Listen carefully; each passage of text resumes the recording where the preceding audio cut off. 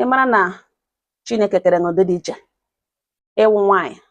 mana ọ ihe nwaanyị na-amasị gị ihe nwoke anaghị amasị gị ọ wote chinwechiri ka ọ wụghị ọrịa ka ịrịa ka mana ọ ga-ajọgbu onwe na njọ gị pụta gaa lụọ nwoke ebe ị ma na ọ nwaanyị ka ị na-enwe mmasị ihe gbasara na ịhụnanya niile mkpakọ niile na ọ nwaanyị ibe na-enwe ihe gbasara na gbasa nwoke in fact ihe nwoke a na-aba n'anya chọrọ ya biko nwanne m nwaanyị